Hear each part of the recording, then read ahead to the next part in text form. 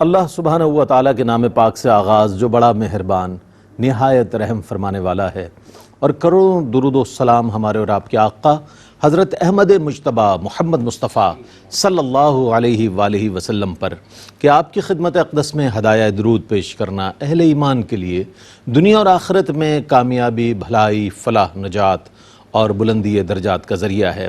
اللہم صلی علی سیدنا و مولانا محمد وعلی آل سیدنا و مولانا محمد وبارک وسلم۔ ناظرین محترم، السلام علیکم ورحمۃ اللہ وبرکاتہ۔ میں ہوں آپ کا میزبان محمد رئیس احمد، اور پیش کیا جا رہا ہے پروگرام روشنی سب کے لیے۔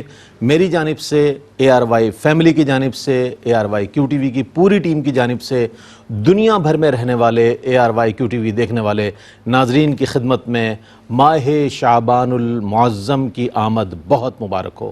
اللہم بلغنا رمضان، یہ دعا کی جاتی ہے اللہم بلغنا رمضان کہ یا رب العالمین پروردگار عالم ہم سب کو صحت، سلامتی، عافیت اور ایمان کے ساتھ ماہ رمضان المبارک نصیب فرما، اس کی عبادت کی حلاوت نصیب فرما۔ جتنے لوگ دیکھ رہے ہیں اس وقت اور جو نہیں بھی دیکھ رہے ہمارے ناظرین، اور عالمی سطح پر جتنے مسلمان ہیں، اللہ تعالیٰ ان کو امن و امان عطا فرما، خوشحالی عطا فرما، اسلام کو سربلندی عطا فرما اور مستحکم فرما۔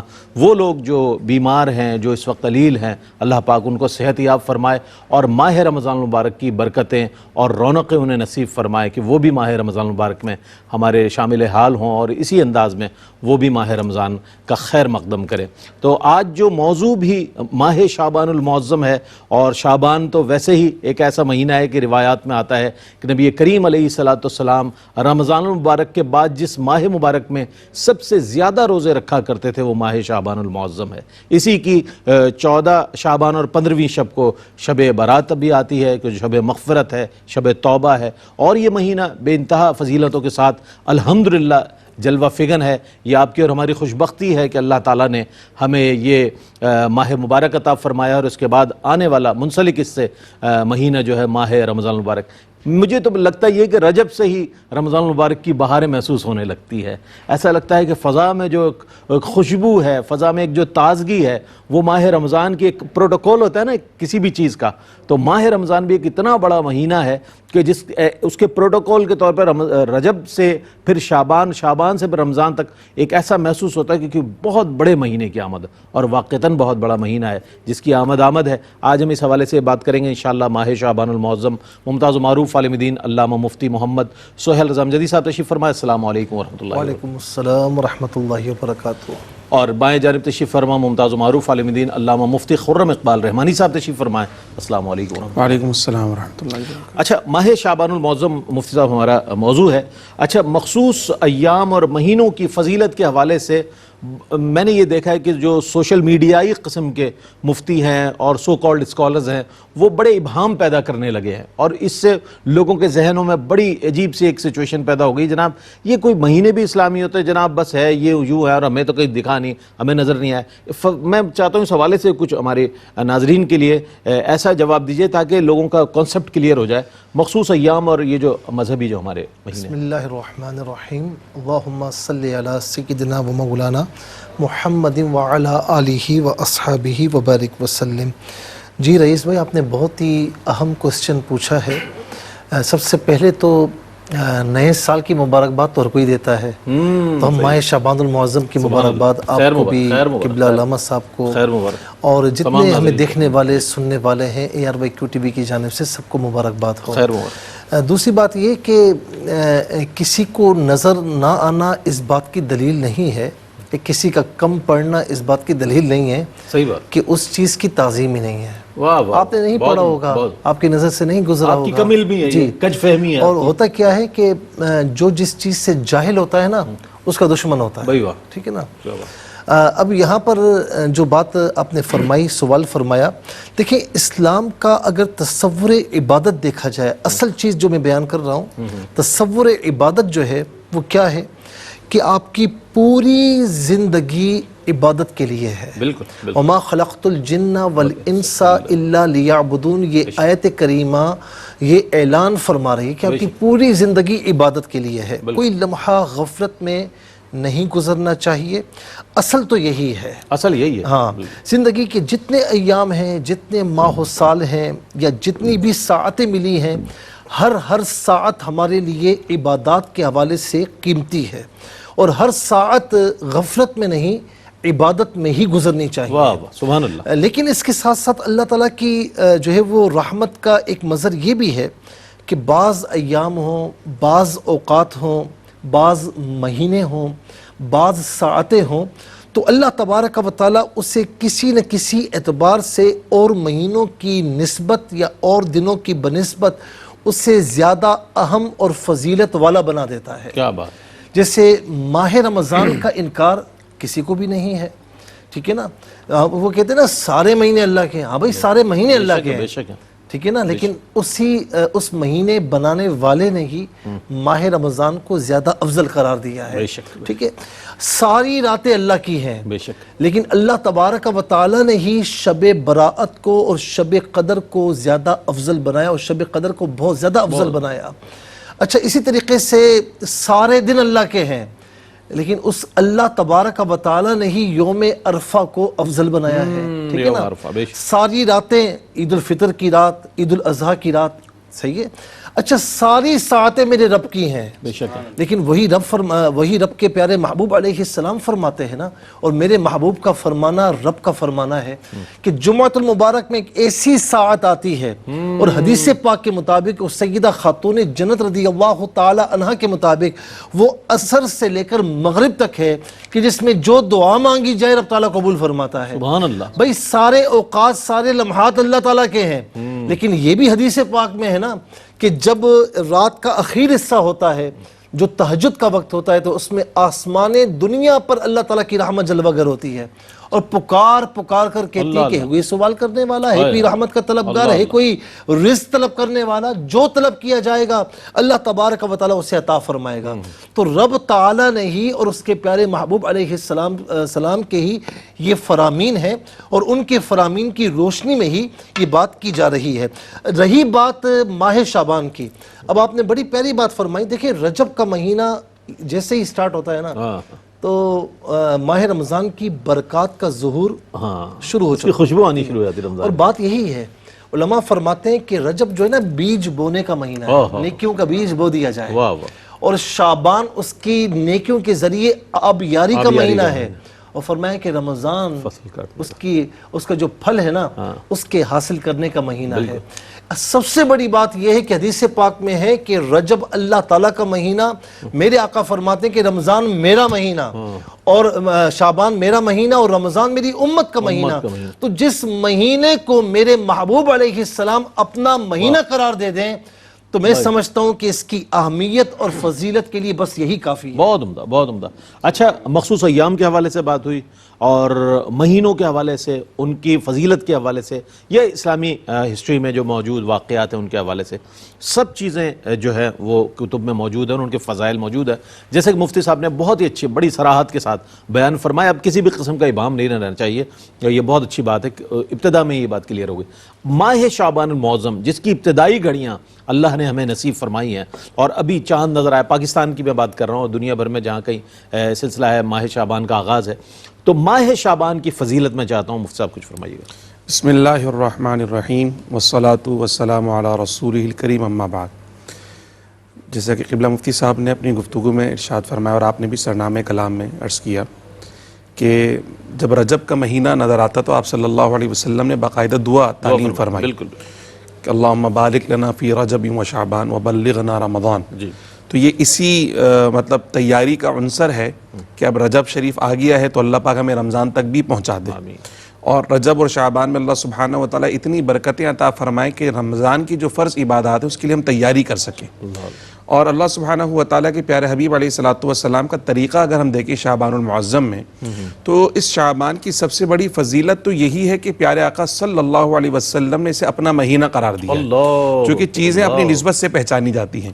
جتنی عظیم نسبت ہوگی اس چیز کی عظمت بھی اتنی ہی زیادہ ہو جائے گی. تو تمام تر عظمتیں پیارے آقا صلی اللہ علیہ وسلم کے لیے ہیں، تمام تر کمال پیارے آقا صلی اللہ علیہ وسلم کے لیے، تمام تر شرف پیارے آقا صلی اللہ علیہ وسلم کے لیے، بے شک، اور جس چیز کو خود پیارے آقا صلی اللہ علیہ وسلم اپنی نسبت سے ارشاد فرما دیں تو اس کا مطلب یہ ہے کہ وہ بہت زیادہ رحمتوں، برکتوں اور عظمتوں والا مہینہ ہو جاتا ہے۔ بے شک۔ پھر آپ صلی اللہ علیہ وسلم نے خاص طور پر ماہ شعبان شریف کا جو احترام کیا ہے اور جو تلقین ارشاد فرمائی، اس میں کثرت سے روزے آپ صلی اللہ علیہ وسلم رکھا کرتے ہیں۔ اب جب کثرت سے روزے پیارے آقا صلی اللہ علیہ وسلم رکھ رہے ہیں تو ظاہر سی بات ہے آپ کا عمل لوگوں کو نظر آ رہا ہے، امہات المؤمنین کو بھی نظر آ رہا ہے، صحابہ کرام کو بھی نظر آ رہا ہے، اور وہ آپ صلی اللہ علیہ وسلم سے اس کے متعلق ارشاد بھی فرما رہے ہیں، بلکہ وہ آپ کا معمول بھی بتا رہے ہیں کہ حضرت حفصہ رضی اللہ، حضرت ام سلمہ رضی اللہ تعالیٰ سے مروی فرماتی ہیں کہ میں نے حضور کو رمضان کے علاوہ کسی مہینے کے اتنے کثرت سے روزے رکھتے نہیں دیکھے جتنے شعبان کے دیکھا، بے شک۔ بلکہ کچھ دن صرف شعبان کے ایسے ہوتے جس میں حضور روزے نہ رکھتے، بلکہ اتنے روزے رکھتے کہ اسے رمضان تک ملا دیا کرتے تھے۔ تو آپ صلی اللہ علیہ وسلم سے اس کی وجوہات بھی پوچھی گئیں۔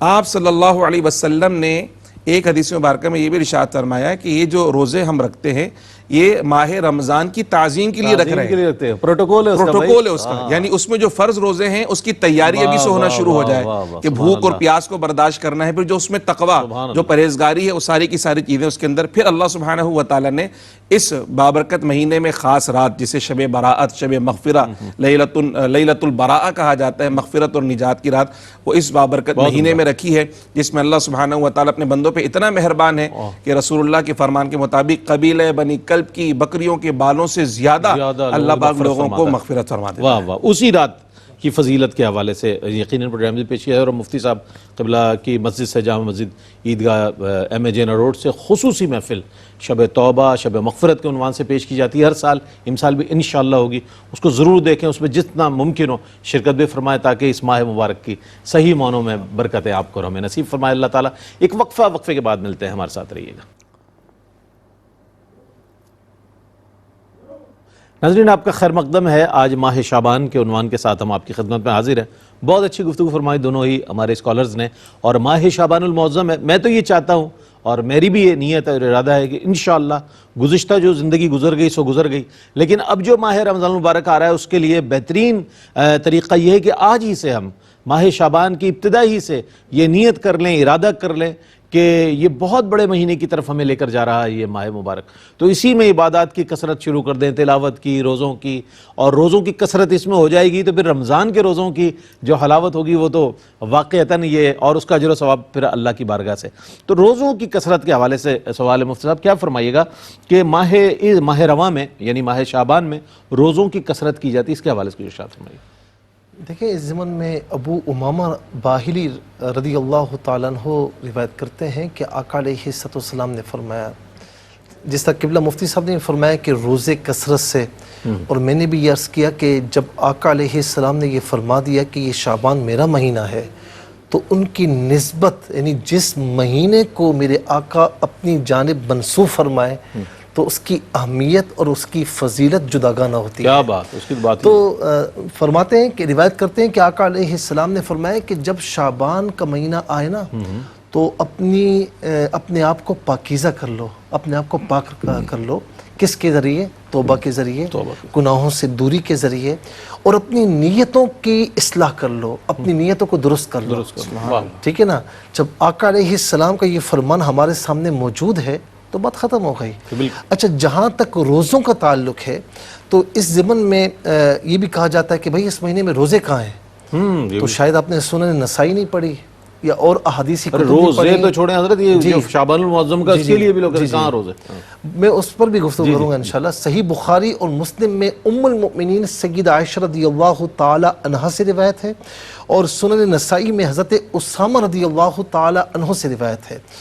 دونوں روایتوں کو جوڑا جائے مفہوم وہی بنتا ہے جو قبلہ مفتی صاحب نے بیان فرمایا کہ روایات میں ہے کہ حضور نبی کریم علیہ السلام کبھی اس مہینے میں پہلے عشرے کا روزہ رکھتے، کبھی 2 عشروں کا روزہ رکھتے، اور کبھی ایسا بھی ہوا کہ آپ نے پورا مہینہ روزے رکھے۔ اور سیدہ ام المؤمنین فرماتی ہیں کہ اتنے روزے رکھتے ہوئے نا میں نے ماہ رمضان کے علاوہ حضور نبی کریم علیہ السلام کو نہیں دیکھا. کیا بات. تو یہ اس بات کی دلیل ہے کہ اس مہینے میں کچھ ہے, اس مہینے میں کچھ فضیلت ہے, کچھ اہمیت ہے, کہ جسے آقا علیہ السلام اس مہینے میں اتنا فوکس فرما رہے ہیں. سبحان اللہ. دوسرا, میرے آقا علیہ السلام ہمارے لیے رول ماڈل ہیں, بے شک ہے, تو ان کا عمل ہمارے لیے اسوہ حسنہ ہے. بے شک ہے. جب میرے آقا علیہ السلام اس میں کثرت سے روزے رکھ رہے ہیں تو ہمیں بھی چاہیے کہ ہم اس مہینے میں گاہے بگاہے جتنا ہم سے ہو سکے ہم اس مہینے میں روزے رکھتے چلے جائیں. اچھا, اس کا فائدہ کیا ہوگا؟ اس کا فائدہ یہ ہوگا کہ جب ہم اتباع رسول میں ماہ شعبان میں جتنا ہو سکے گا روزے رکھیں گے نا, تو یوں سمجھ لیں کہ اس کے کئی فوائد ہیں. ایک طرف تو آنے والے ماہ رمضان کا استقبال روزوں سے ہی ہو جائے گا. واہ واہ واہ. کہ آپ نے ایک مہینہ پہلے سے جی آپ نے ایک مہینہ پہلے سے ہی روزے رکھنا شروع کر دیے.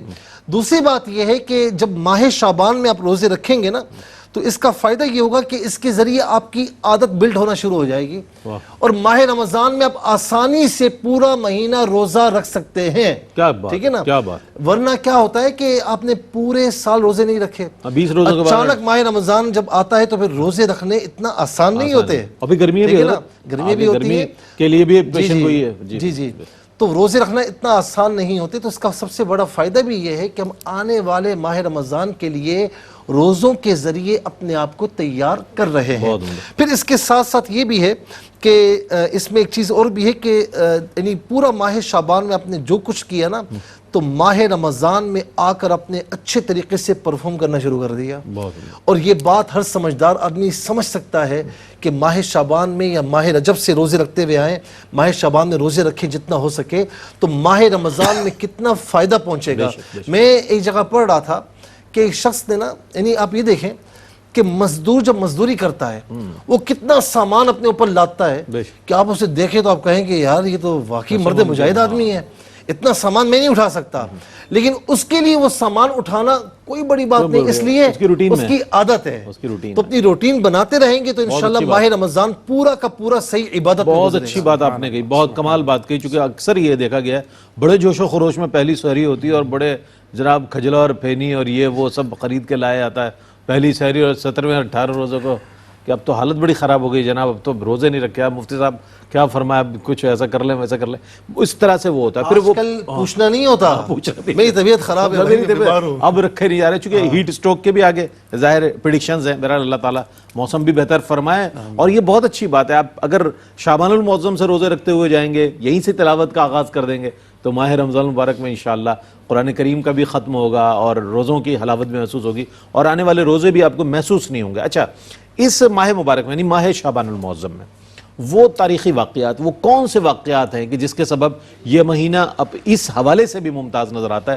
میں چاہتا ہوں مفتی صاحب کچھ بیان فرمائیے گا. بلا شبہ ماہ شعبان کی جہاں بے شمار عظمتیں ہیں, اس کے اندر بے شمار اہم واقعات بھی ہیں. کچھ زمانے رسالت آپ صلی اللہ علیہ وسلم سے متعلق ہیں, کچھ آپ کے بعد. جیسے سب سے بڑی مشہور ایک آیت مبارکہ جسے تمامی اہل ایمان پڑھتے بھی ہیں اور پھر اس کو پڑھ کر پیارے آقا صلی اللہ علیہ وسلم پہ درود پاک پڑھتے ہیں, آیت درود جسے کہا جاتا ہے.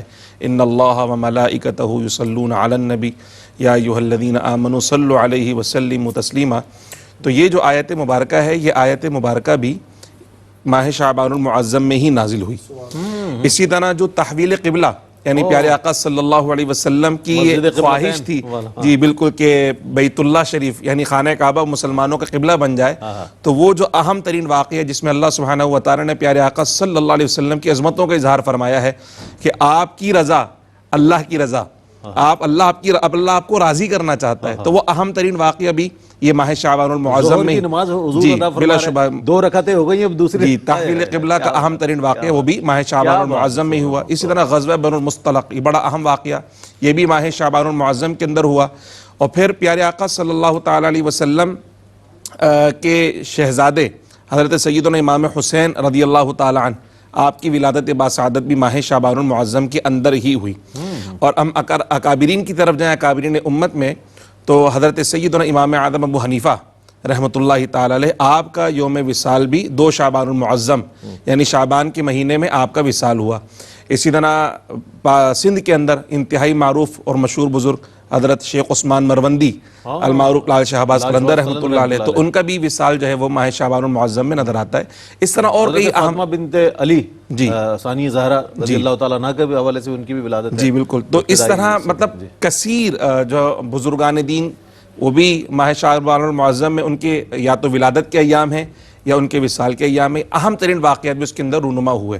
اچھا، ایک روزے کے حوالے سے ایک حدیث مبارکہ جس میں مصطفیٰ ارشاد فرما رہے تھے کہ پیارے آقا صلی اللہ تعالیٰ علیہ وسلم سے پوچھا گیا نا جب اس کثرت سے روزے رکھنے کے بارے میں، تو آپ صلی اللہ علیہ وسلم نے یہ بھی ارشاد فرمایا کہ یہ رجب اور رمضان کے بیچ میں مہینہ شعبان، لوگ اس سے غفلت برتتے ہیں، حالانکہ اس مہینے کے اندر اللہ سبحانہ و تعالیٰ کے جو بندے ہیں، اللہ سبحانہ و تعالیٰ لوگوں کی اجل لکھتا ہے، یعنی ان کا انتقال ہونے والا ہے، ان کی بھی لسٹ تیار کی جاتی ہے۔ تو سرکار فرماتے ہیں کہ میں چاہتا ہوں کہ جب میرے لیے اجل کا فیصلہ کیا جائے تو میں حالت روزہ میں ہوں۔ اسی طرح ایک روایت یہ بھی ملتی ہے، آپ صلی اللہ علیہ وسلم نے فرمایا کہ اس ماہ میں اللہ سبحانہ و تعالیٰ کی بارگاہ میں لوگوں کے اعمال پیش کیے جاتے ہیں، تو میں یہ چاہتا ہوں کہ جب میرے اعمال اللہ رب العزت کی بارگاہ میں پیش کیے جائیں تو میں روزے کی حالت کے اندر ہوں۔ اس طرح پیارے آقا صلی اللہ تعالیٰ علیہ وسلم کی یعنی حدیث مبارکہ، یعنی حضور تو علیہ الصلوۃ والسلام تو ہر وقت قرب الہی کی منازل میں ہے، آپ کا ہر عمل بہترین عمل ہے، آپ صلی اللہ تعالیٰ علیہ وسلم کو اسوہ امت کے لیے بہترین اسوہ ہے۔ جب حضور علیہ الصلوۃ والسلام اس کیفیت کے اندر اتنی عبادات کرتے ہیں تو آپ کو اور مجھے کتنی عبادت کرنی چاہیے۔ اور ایک مسئلہ یہ بھی آتا ہے، مطلب اگر کوئی فضیلت نہ بھی ہو بالفرض مانے، لیکن عبادت تو اللہ کی ہو رہی ہے نا، عبادت تو کسی بھی دن کی جائے اور کسی بھی رات میں کی جائے، اگر فضیلت نہ بھی ہو تو عبادت تو اللہ کی ہو رہی ہے نا، تو اس نیت سے عبادت کریں کہ اللہ کو راضی کر لیں گے تو اللہ سبحانہ و تعالیٰ ویسے ہی خوش ہو کر راضی ہو جائے گا، مغفرت کے پروانے عطا فرما دے گا۔ بہت اچھی آپ نے بات ارشاد فرمائی کہ عبادت تو اللہ ہی کی ہو رہی ہے نا، تلاوت تو اللہ کے پاک کلام کی ہو رہی ہے، سجدہ تو اللہ کی بارگاہ میں کیا جا رہا ہے، روزے اللہ کے لیے رکھے جا رہے ہیں، تو پھر اس میں کسی قسم کی پس و پیش اور اس میں ابہام پیدا کرنے کی کوئی گنجائش باقی رہ نہیں جاتی صاحبان فہم کے لیے۔ ایک وقفہ ہے، وقفے کے بعد لوٹتے ہیں، ہمارے ساتھ رہیے گا۔ جی جناب، آپ کا خیر مقدم ہے۔ ماہ شعبان المعظم بہت بابرکت مہینہ، بڑی فضیلتوں والا مہینہ، اور اپنے واقعات کے لحاظ سے بھی جیسا فرمایا گیا کہ بہت اہم مہینہ ہے۔ اب اس مہینے میں کرنا کیا ہے، وہ اعمال اور وہ وظائف، وہ اوراد و وظائف کیا ہیں کہ جنہیں ہم اختیار کر کے اس مہینے کی برکتیں حاصل کر سکتے ہیں، اس حوالے سے مفتی صاحب رہنمائی فرمائیں گے۔ دیکھیں، اس ضمن میں رمضان کی تیاری کے حوالے سے ایک بات عرض کروں گا کہ غنیت الطالبین میں لکھا ہوا ہے کہ جب صحابہ کرام کا جو طرز عمل تھا نا، وہ یہ تھا کہ رجب کا مہینہ آتا نا تو اپنے دنیاوی مشاغل سے فراغت شروع کر دیتے ہیں، ٹھیک ہے نا، یہاں تک کہ جس کو تجارت کے لیے سفر کرنا ہوتا وہ کر لیتا تاکہ ماہ رمضان سے پہلے فارغ ہو جائے۔ اچھا، اسی طریقے سے حاکمین مجرمین کو سزائیں دے دیتے، جن پر ہلکی پھلکی ہوتی تو اسے معافی تلافی کرنی ہوتی تو معافی کر دیتے اس کے لیے۔ اسی طریقے سے قرض وغیرہ کا لین دین تو صحابہ کرام اس سے بھی فارغ ہو جاتے ہیں، یہاں تک کہ جب ماہ رمضان آ جاتا تو سارے دنیاوی مشاغل چھوڑ اور سب کے سب اللہ تعالیٰ کی عبادت میں مشغول ہو جاتے ہیں۔ کیا بات۔ اچھا، اسی ضمن میں اب میں کہوں گا کہ کچھ وظائف، کچھ اعمال جو ہمیں یعنی کرنے چاہیے۔ نمبر ایک، اور وہ جو احادیث سے ثابت بھی ہیں، نمبر ایک کہ روزہ رکھنا سنت ہے۔ حضور نبی کریم علیہ السلام کی اس پر بات بھی ہو چکی، تو روزہ ہمیں گاہے بگاہے آقا علیہ السلام کی اسوہ پر، ان کی سنت پر عمل کرتے ہوئے رکھنا چاہیے۔ اور اسی طریقے سے دوسرا جو ہے، جو بڑی ایک پاکیزہ نسبت ہے، جیسے قبلہ مفتی صاحب نے بھی فرمایا کہ آیت درود پاک اسی مہینے میں نازل ہوئی، اور حضور نبی کریم علیہ السلام نے اس مہینے کو اپنا مہینہ قرار دیا، تو اس نسبت سے کہ یہ حضور نبی کریم علیہ السلام کا مہینہ ہے، کثرت سے درود پاک پڑھتا رہے تاکہ اللہ رب العالمین یہ نسبتیں ہمیں عطا فرمائے، اس کی برکتیں ہمیں عطا فرمائے۔ تیسری اہم چیز کہ اس مہینے میں ہمیں رمضان کی صحیح طور پر تیاری کرنی چاہیے، تاکہ رمضان میں عبادت کے علاوہ پھر کوئی اور کام نہیں ہونا چاہیے۔ ہمارے یہاں کیا ہوتا ہے کہ ماہ رمضان میں عید کی تیاری شروع ہوتی ہے، ہاں ماہ بازاروں میں رمضان میں رونق خاص ہو طور جاتی ہے پر جناب۔ عید کی تیاری اور آخری عشرے میں مساجد میں قرآن پڑھا جا رہا ہے، بازار بھرے ہوئے ہیں۔ اور بالخصوص 27ویں شب کے بعد سارے کام چھوڑ کر تراویح ایک طرف، ہاں۔ شبینے ایک طرف، 27 کو تو قرآن کی تلاوت ایک ہم طرف۔ گڈ بائی کہہ جی دیتے جی ہیں جی رمضان کو، بالکل۔ ایسا نہیں ہونا چاہیے۔ صحابہ کرام کا طرز عمل یہ ہے کہ وہ ماہ رمضان سے پہلے اپنے آپ کو ان تمام مشاغل سے فارغ فرما دیتے۔ پھر اس طریقے سے اسی طرح ایک اور چیز ہے کہ 15ویں شب، اس پر بڑی لیدیں ہوتی ہے، ٹھیک ہے نا، کہ کہاں سے ثابت ہے، کہاں سے نہیں ثابت۔ تو ہم نے احادیث کریمہ بھی آپ کی خدمت میں عرض کی، پھر خاص طور پر حضور نبی کریم علیہ السلام کا سیدہ ام المؤمنین عائشہ رضی اللہ تعالی عنہ کے حوالے سے صحیح روایت کہ آپ قبرستان تشریف لے گئے اور وہاں پر آپ اللہ تعالیٰ کی بارگاہ میں دعا فرما رہے ہیں، اور ایک روایت کے مطابق عبادت فرما رہے ہیں گھر میں، اور اس میں یہ ہے کہ یا رسول اللہ آخر اس رات کی کیا مطلب کیا ہے؟ تو فرمایا کہ یہ وہ رات ہے کہ جس سے لوگ غافل ہیں، یہ وہ رات ہے کہ جس میں اللہ تبارک و تعالیٰ قبیلہ بنو کلب کی بکریوں کے بالوں کے تعداد کے برابر گناہگاروں کی مغفرت فرماتا ہے۔ اچھا، اسی طریقے سے آپ یہ دیکھیں کہ اس رات کے کتنے نام ہیں۔ لیلۃ البراءت بھی کہتے ہیں، لیلۃ التکفیر بھی کہا جاتا ہے، لیلۃ الحیات بھی کہا جاتا ہے، لیلۃ الشفاء بھی کہا جاتا ہے، لیلہ مغفرت بھی کہا جاتا ہے، اور لیلۃ العتق بھی کہا جاتا ہے۔ کسی رات کے اتنے نام، کسی چیز کے اتنے نام اس بات کی طرف دلالت کرتے ہیں کہ اس رات کی اہمیت ہے شریعت میں۔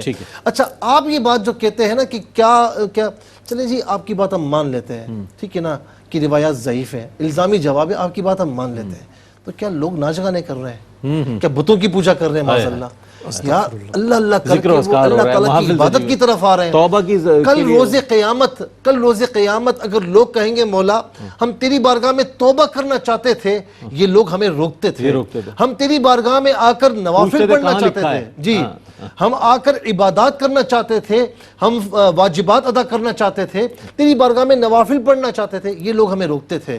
مولا ہم آ کر تیری بارگاہ میں مل جل کر تجھے راضی کرنے کی کوشش کر رہے تھے، یہ لوگ ہمیں روکتے تھے۔ تو مجھے بتائیے کہ روز قیامت اس بات کا جواب آپ کے پاس کیا ہوگا؟ بالکل۔ اچھا، مجھ سے بھی اسے میں ایک دو سوالات اور ضمناً سوالات کر لوں، چونکہ ماہ شعبان المعظم میں مفتی صاحب چونکہ افتاء بھی ظاہر دیکھتے ہیں اور بڑی ماشاءاللہ اس پر آپ کی دسترس ہے۔ مفتی صاحب، بعض لوگ یہ بھی کہتے ہیں کہ ہمارے گزشتہ رمضان میں روزے چھوٹ گئے تھے، رہ گئے تھے بیماری کے سبب یا جو بھی ہے، تو اب اگر ماہ شعبان میں ہم روزے رکھ لیں تو اس کا وہ ہو جائے گا؟ بالکل۔ اچھا، یہ بات یاد رکھیں کہ جب تک فرائض جو ہے نا باقی ہیں نا، آپ نے چھوڑ رکھے ہیں، تو نوافل قبول نہیں ہوتے، ٹھیک ہے نا۔ تو جن کے یہاں فرائض باقی ہیں، کسی وجہ سے چھوڑ دیے تھے بیماری کی وجہ سے، تو وہ ماہ رجب میں یا ماہ شعبان میں انشاءاللہ وہ رکھیں، اور اس نیت کے ساتھ رکھیں کہ جو میں نے چھوڑے ہیں یہ ان کی قضا ہے۔ اللہ رب العالمین اس بات پر قادر ہے کہ وہ قضا بھی ہو جائے، اور اللہ رب العالمین اس مہینے کا ثواب بھی آپ کو عطا فرمائے۔ ایک اور سوال میں کر دیتا ہوں، چونکہ یہ روشنی ہے تو فقی حوالے سے بھی وہ سوالات وہ الجھن ہے۔ اچھا، یہ بھی کہا گیا کہ چونکہ مہنگائی گرانی بہت بڑھ گئی ہے، مہنگائی بہت ہو گئی ہے، لوگ یہ چاہتے ہیں کہ ہم شعبان میں اپنی زکوٰۃ دے دیں، اگرچہ وہ رمضان میں ہو رہی ہے اس سے پہلے ہم پر وہ ہو رہی ہے، تو شعبان میں اگر دے دیں تو اس کے اجر، چونکہ لوگ سمجھتے ہیں رمضان میں دینے کا زیادہ اجر و ثواب۔ زبردست آپ نے سوال کیا۔ اس بات میں کوئی شک نہیں کہ ماہ رمضان میں فرض کا عمل 70 فرائض کے برابر اور نوافل کا جو ثواب ہے وہ فرائض کے برابر ہے۔ تو ہم عبادات کے معاملے میں بھی اپنے مفادات کو دیکھتے ہیں کہ زیادہ پروفٹ چاہیے، لیکن ماہ رمضان میں آپ زکوٰۃ ادا کریں گے، وہ غریب بیچارے کب تیاری کریں گے؟ ٹھیک ہے نا۔ تو آپ کو ماہ شعبان میں ہی زکوٰۃ ادا کرنی چاہیے کہ تاکہ جو غریب ہیں، فقیر ہیں، وہ پہلے سے اپنی افطار اور سحر کا سامان کر سکیں، پہلے سے ماہ رمضان کی تیاری کر سکیں۔ تو صحابہ کرام کا بھی طرز عمل یہ تھا کہ وہ ماہ شعبان میں اپنی زکوٰۃیں نکال دیا کرتے تھے۔ ٹھیک، بہت اچھا، عمدہ تو جس نے ماہ رمضان میں دی ادا ہو جائے گی، لیکن ماہ شعبان میں دینی چاہیے۔ اچھا، مجھ سے بھی فرمائیے گا کہ کیا یہ صرف جو مساجد میں ہم دیکھتے ہیں کہ وہ بزرگ کے جو ہر وقت 5 وقتہ نماز میں صف اول میں صف دوم میں ہوتے ہیں وہی لوگ ان مساجد میں نظر آتے ہیں، باقی نوجوان جو ہیں وہ اس کو جو ہے وہ شب برات میں جو ہے پٹاخے اور یہ اور آتش بازی یہ کر کے وہ سمجھتے ہیں کہ یہ ایکٹیویٹی ہے شعبان المعظم کی، جبکہ وہ توبہ کی رات ہے، استغفار کی رات ہے، گڑ گڑا کر اللہ کی بارگاہ میں اپنے گناہوں کا اعتراف کرنے کی رات ہے۔ کیا فرمائیے گا، کیا پیغام دیجیے گا؟ چونکہ ظاہر ہے ماہ شعبان المعظم آ گیا، لوگوں نے خریداری شروع کر لی ہوگی کہ جناب ہم یہ پٹاخہ خرید لیں، اس مرتبہ سب سے بڑا دھماکہ ہم کریں گے، کیا فرمائیے گا آپ، کیا پیغام دیجیے گا؟ استغفر اللہ العظیم، بلا شبہ یہ اللہ تعالیٰ کی جو نعمت ہے ماہ شعبان کی صورت میں، یہ آپ سمجھیں کفران نعمت ہے، اللہ سبحانہ و تعالیٰ تو مائل بکرم ہے، وہ اپنے بندوں کو بخشنا چاہتا ہے، ان کی مغفرت فرمانا چاہتا ہے، مگر بندے ہیں جو مغفرت طلب ہی نہیں کر رہے۔ یہ کتنی بڑی مطلب آپ یہ سمجھیں کہ ہمارے شامت اعمال ہے کہ اللہ سبحانہ و تعالیٰ تو کرم فرمانا چاہ رہے ہیں، مگر ہم اس کی کرم کی طرف ہم توجہ ہی نہیں کر رہے۔ تو یہ انتہائی برا فعل ہے، بلکہ حرام ہے آتش بازی کرنا، اور اس سے سخت اجتناب کرنا چاہیے، اور خاص طور پہ جو بڑے ہیں، گھر کے سرپرست ہیں، کم سے کم انہیں اس بات پر خاص طور پہ کنٹرول کرنا چاہیے۔ وہ بچوں کو خرید کے لا کے دیتے ہیں، بڑے اپنی جگہ، لیکن جو چھوٹے بچے آتش بازی کر رہے ہیں، جو چھوٹے بچے آتش بازی کر رہے ہیں، تو گھر کے سرپرست یہ کام کر رہے ہیں، انہیں سوچنا چاہیے اپنی نسل کو کہاں لگا رہے ہیں۔ تو یہ انتہائی غلط عمل ہے، اس سے اجتناب کرنا چاہیے، اپنے چھوٹوں کو بچائیں، اور جو بڑے ہیں ان کو سمجھائیں کہ عبادت کی رات ہے، نہ کہ اللہ کو ناراض کرنے کی رات، اللہ کو راضی کرنے کی رات ہے۔ اسی طرح جو عبادات کر رہے ہیں انہیں بھی عبادت فیسٹیول سمجھ کے نہیں کرنی چاہیے کہ ایک رات تھی بس ہو گئی مغفرت، چلو جانے تو کوئی، اب اگلی شب برات دیکھیں گے۔ استغفر اللہ العظیم، ایسا نہیں ہونا چاہیے، بلکہ توبہ ایسی ہونی چاہیے کہ آئندہ اللہ کی نافرمانی نہ کرنے کا پختہ عزم ہو، اور اگلی جو صبح ہو واقعتاً توبہ کرنے والے کی صبح کی طرح ہو۔ گزشتہ گناہوں کی ندامت کے ساتھ ساتھ آئندہ گناہ نہ کرنے کا عزم ہو۔ تو گزشتہ گناہوں پہ ندامت تو ہوتی ہے، مگر آئندہ کا عزم مصمم نہیں ہوتا۔ تو ایسی توبہ کریں کہ آئندہ اللہ سبحانہ و تعالیٰ کو ناراض کرنے والے تمام کاموں سے بچنے کی بھرپور کوشش کیجیے، اور اللہ سبحانہ و تعالیٰ سے توفیق عمل بھی مانگیے۔ تو یہ فیسٹیول نہیں ہے، یعنی دونوں طرف فیسٹیول سمجھے جا رہے ہیں، فیسٹیول نہیں ہے بلکہ عبادت کی رات ہے، اللہ کو منانے کی رات ہے، اپنی بخشش و مغفرت کا پروانہ حاصل کرنے کی رات ہے۔ اس رات کی قدر کیجیے اور اللہ کو راضی کرنے کی کوشش بہت اچھی بات ہے۔ اچھا میں آپ سے بھی پوچھنا چاہوں گا، کیا ہمارے اعمال ہونے چاہیے اس حوالے سے، یعنی ایکٹیویٹی اس حوالے سے، کہ چونکہ بچوں کو جب آپ پٹاخہ لے کر دے سکتے ہیں تو اسی بچے کو وضو کرا کر صاف ستھرے کپڑے پہنا کر مسجد کی طرف بھی لے کر جا سکتے ہیں، بچپن سے جو چیز پختہ ہو جاتی پھر حیات وہ جاری ساری رہتی۔ کیا پیغام دیجیے گا ہمارے ناظرین کو اس حوالے سے؟ میں چاہتا ہوں کچھ ارشاد۔ جی ہاں بالکل، یہ بڑا پرفتن دور ہے، اور آپ اپنے بچوں کو اگر مساجد میں یا عبادات کی طرف نہیں لائیں گے تو ان کی عادتیں کہاں سے پختہ ہوں گی؟ تو وہ بچے جو سمجھدار ہو جائیں، جو آپ کی بات کو سمجھیں، مسجد میں خیال رکھیں، ایسا نہیں کہ وہ سب کی نمازیں مطلب وہ آگے سے گزر رہے ہوں، بات مانیں، تو ان کو بالکل لانا چاہیے تیار کروا کر، تاکہ ان کو بچپن سے یہ اس بات کا علم ہو کہ میرے باپ نے بچپن سے مجھے مسجد کا راستہ بتایا ہے، اور جوان ہونے تک اس کی یہ عادتیں پختہ ہو جائیں۔ دوسری بات میں ایک اور بھی کہوں گا کہ خاص طور پر اس میں مغرب کے بعد 15 شب میں درازی عمر بالخیر کے، آفات و بلیات سے محفوظ رہنے کے، اور رزق کی برکت کے حوالے سے نوافل پڑھے جاتے ہیں، تو اس پر بھی اعتراض کیا جاتا ہے۔ تو بھائی وہ کس سے مانگ رہے ہیں؟ میں نوافل پڑھ کے بھی بتا دیں تاکہ لوگوں کے ذہن میں اثبر ہو جائے اور اعادہ ہو جائے اس کا۔ نوافل پڑھ کے اللہ تعالیٰ کی بارگاہ میں ہی مانگ رہے ہیں نا، کس کی بارگاہ میں مانگ رہے ہیں؟ تو میں کہہ رہا ہوں کہ کل روز قیامت سوال ہوگا کہ مولا ہم تیری بارگاہ میں مانگ رہے تھے، یہ روک رہے تھے، یہ روک رہے تھے۔ آپ عبادات سے روکنے والے نہ بنے، بہت گناہ ہو رہے ہیں، جا کر ان کو روکیں، ان کو روکیں، عبادت کو نہ روکیں، آپ جو نا اعمال حسنہ کو نہ روکیں۔ بہت اچھی بات ہے نا۔ اچھا میں یہاں پر یہ کہوں گا کہ اس میں مغرب کے بعد جو علماء کا یہ طریقہ رہا ہے، 6 نوافل پڑھتے ہیں، 2 کر کے، درازی عمر بالخیر کے، اور آفات و بلیات سے محفوظ رہنے کے، اور رزق کے اضافے کے لیے۔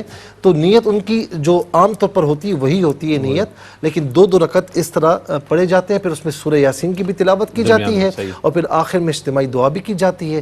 یہ سب کچھ اللہ تعالیٰ کی بارگاہ میں بطور عبادت ہو رہا ہوتا ہے، اور اس میں کوئی واجب نہیں سمجھتا، کوئی فرض واجب نہیں سمجھتا، یہ نوافل ہے۔ جو پڑھے گا ثواب ملے گا، جو نہیں پڑھے گا تو اس پر کوئی گناہ نہیں ہے، لیکن جو عبادات سے روکنے والا ہے تو وہ تو گناہ گار ہوگا، وہ گناہ گار ہوگا، بالکل، وہ چونکہ لوگوں کے لیے مسئلہ بن رہا ہے۔ بہت اچھی بات کہی مفتی صاحب۔ میں بھی چاہتا ہوں ایک پیغام آپ کا ایک چھوٹا سا آ جائے اور مزید، تاکہ اور ایک بات اور بھی کہوں گا، قبرستان کے حوالے سے اتنا رش ہوتا ہے، گو کہ سنت ہے، لیکن ایک سنت کو حاصل کرنے کے لیے آپ پوری رات گزار دیں اور عبادات نہ کر سکیں تو یہ صحیح نہیں ہے۔ آپ مسجد میں رہ کر عبادت کریں، پھر قبرستان کسی وقت چلے جائیں تو انشاءاللہ اللہ رب العالمین ثواب عطا فرمائے گا۔ عجیب، قبرستان جانے کے حوالے سے بھی بڑے سوالات پیدا ہوتے ہیں جناب، کہ 15 شعبان کو جو ہے قبرستان میں لوگ جاتے ہیں، اگربتیاں جلا دیتے ہیں جناب، اور قبر کے سرانے جلا دیتے ہیں، تو جبکہ آگ کو تو دور رکھنا چاہیے، کیا فرمائے گا؟ اور قبور کی بے حرمتی کی جاتی ہے، قبور کو کھودلتے ہوئے لوگ نکل جاتے ہیں آگے۔ میں چاہتا ہوں اس حوالے سے بھی کوئی پیغام دے دیں، دیکھنے والے یہ ذہن میں رکھیں گے تو انشاءاللہ اس ماہ مبارک کی تمام احترام بھی ان کے پیش نظر رہے گا۔ بلا شبہ جیسے قبلہ صاحب نے ارشاد فرمایا نا کہ مسجدوں سے زیادہ رش تو قبرستان میں ہوتا ہے، تو حضور جانب عالم صلی اللہ علیہ وسلم جو ہے وہ رات میں 1 مرتبہ، یعنی پوری حیات مبارکہ میں 1 مرتبہ اور 15ویں شب میں قبرستان تشریف لے گئے تھے. وہ ایک سنت تو ہمیں یاد ہے, لیکن جو روزانہ آپ صلی اللہ علیہ وسلم عمل کیا کرتے تھے وہ عمل ہمیں یاد نہیں ہے. تو برائے مہربانی جہاں یہ ایک رات کی جو اتباع آپ سنت کی کر رہے ہیں, تو حضور علیہ السلام نے پوری زندگی جن اعمال کی, جن افعال کی, جن فرائض کی ادائیگی کی ہے, اس طرف بھی توجہ کیجئے. اور حضور علیہ السلام نے جس طرح قبروں کے آداب سکھائے, قبرستان میں حاضری کا طریقہ سکھایا, اگر جانا ہی ہے حضور کی اتباع میں جانا ہے تو حضور کے بتائے ہوئے طریقے کے مطابق جائیے. نہ کہ ایسا ہو کہ وہ رات جو بخشش و مغفرت کے لیے آئی تھی, بجائے اس کے کہ اپنے اعمال کی کوتاہی کے سبب اس کے لوگ اپنے لیے وبال کی رات بنا لیں. تو احتیاط کرنا بہت زیادہ ضروری ہے. جائیں مگر احتیاط کرتے میں بہت شکریہ ادا کروں مفتی صاحب, آپ کی تشریف آوری کا بہت شکریہ. ناظرین محترم, امر بالمعروف ہے قرآن کریم میں, نیکی کا حکم دو, وہی ARYQ کر رہا ہے الحمدللہ روشنی کے ذریعے بھی, اپنے دیگر پروگرامز کے ذریعے بھی, کہ امر بالمعروف ہے, نیکی کا حکم دینا ہے, بھلائی کا حکم دینا ہے لوگوں کو. یہی ARYQ کا پیغام ہے کہ اب ماہ رمضان المبارک ہے, اس سے پہلے ماہ شعبان ہے, اس میں کیا کیا کرنا ہے, کیا کیا. یہ بہت اچھی بات ہے کہ ہم روزے رکھیں, عبادات کریں, نماز پنجگانہ کی ابھی سے ایک عادت اگر اپنا لیں تو میں سمجھتا ہوں ماہ رمضان میں ہم بہت اچھے انداز میں داخل ہوں گے اور اس کی مکمل برکتیں ہمیں انشاءاللہ حاصل ہوں گی. ایک بار پھر دعا ہے کہ ہمارے تمام دیکھنے والے ناظرین اور تمام ہماری پوری ٹیم کو اللہ تعالیٰ ماہ رمضان المبارک نصیب فرمائے اور صحت, سلامتی, عافیت اور ایمان کے ساتھ یہ ماہ مبارک کی جانب ہم بڑھ رہے ہیں. اللہ تعالیٰ سے دعا ہے کہ تمام دعائیں اپنی بارگاہ میں قبول فرمائے. اس کے ساتھ ہی اپنے میزبان محمد رئیس احمد کو اجازت دیجیے. اللہ حافظ.